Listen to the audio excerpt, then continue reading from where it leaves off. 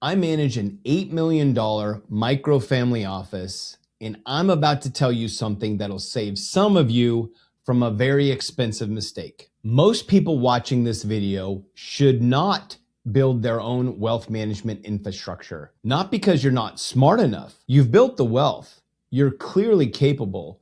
But there are 5 deal breakers that make this approach completely wrong for certain people. And even if one of these 5 apply to you, you're better off not building a microfamily office and instead stick with a traditional management and save yourself the headaches. But if none of them apply, you're in the rare position where managing your wealth like a business isn't just smart, it's likely the highest return decision you will ever make with your money. So let's cut through the hype and let me walk you through the 5 reasons that you should not start a microfamily office. By the end, you will know exactly whether this is your path or not. Quick background, I'm Christopher Nelson. I've been through 3 IPOs as a tech exec, and I've spent the past 4.5 years running my own microfamily office. Today, my portfolio is 47% allocated to income investments that generates over $200,000 per year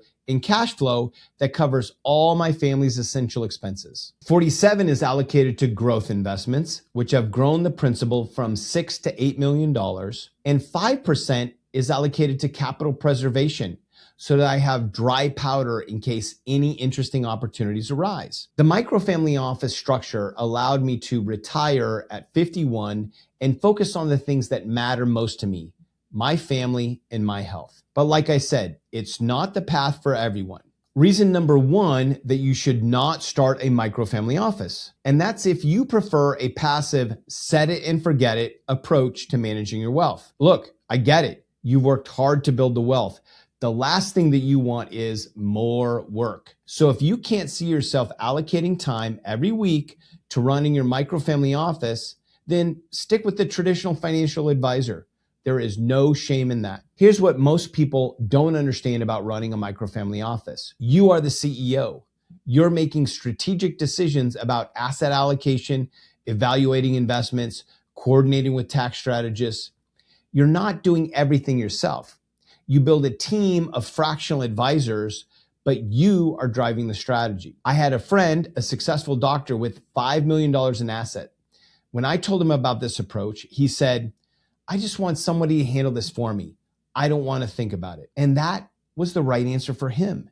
If you're not willing to be actively involved in the big strategic decisions, then you're better off with traditional wealth management. The microfamily office is for people who want control, who see their portfolio as a business to be run. If that's not you, this is not your path. So reason number 2, you're not interested in optimizing your wealth to save an additional $20,000 to $50,000 per year in taxes. Let me give you a real example.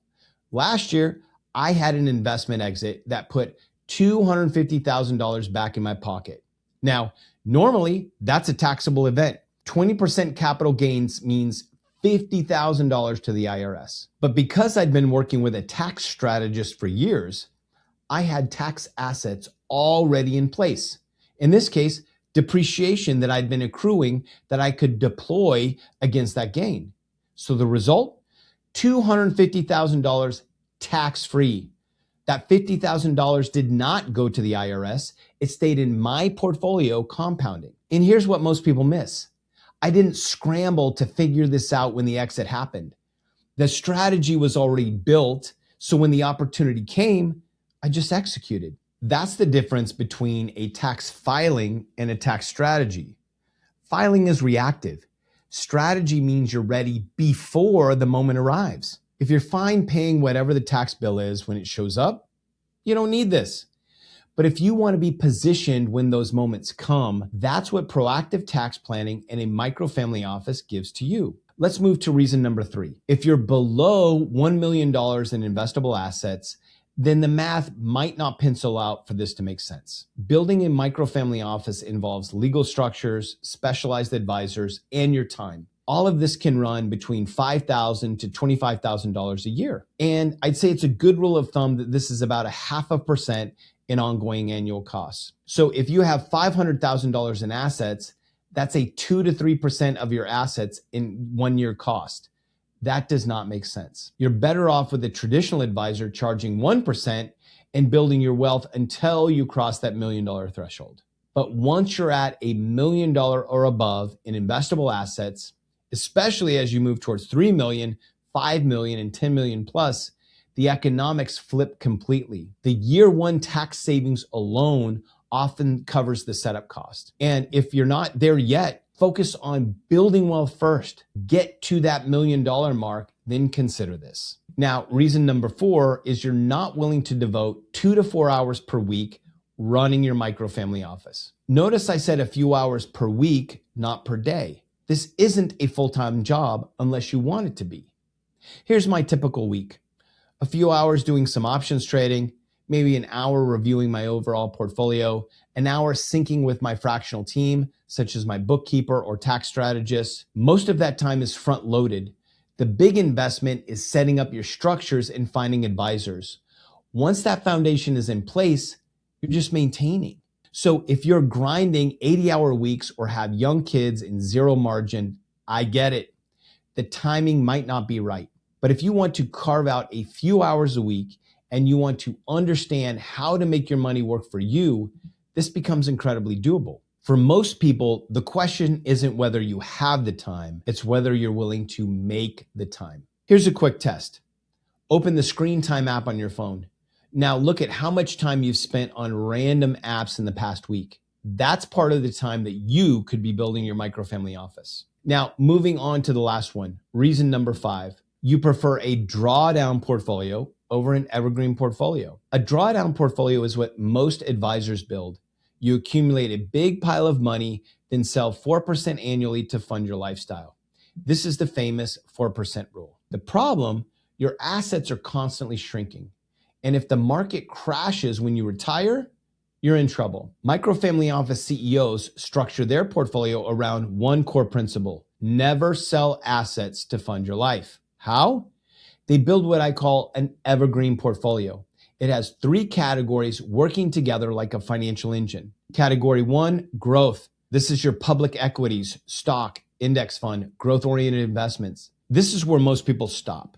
But in a microfamily office, this is only 1/3 of the equation. Category 2, capital preservation. This is your bonds, cash reserves, stable value assets. The goal isn't to make money, it's to protect what you have and provide liquidity when you need it. And here's the missing link. Category 3, income. This is the category that most financial advisors never talk about. This is where you invest in assets that generate constant cash flow: real estate, covered call ETFs, structured notes, private debt, dividend stocks, mobile home park funds, and REITs, just to name a few. Having category 3 assets means that you never touch categories 1 or 2. You live off the cash flow, not the drawdown. So if you're completely comfortable with the drawdown model, you don't need a microfamily office.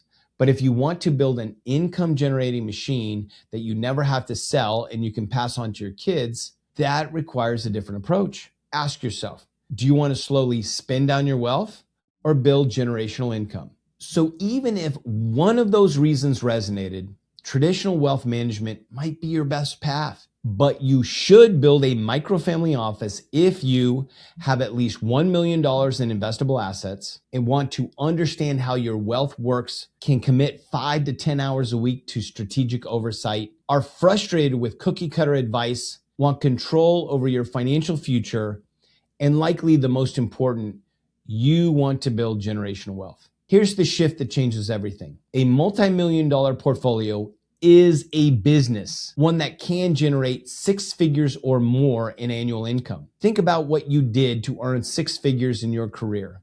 60-hour weeks, missed dinners, postponed vacations, decades of grinding. But that wealth business sitting in your accounts right now, the one with millions in assets, you treat it like a side project. And to me, this is backwards, because with a fraction of the effort that you put into somebody else's business, you could be managing the one asset that actually reshapes your life. I never thought at 41 that I would retire at 51.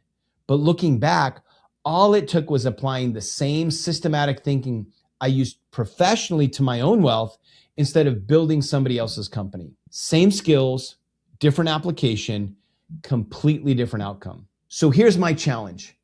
Go back through those 5 reasons.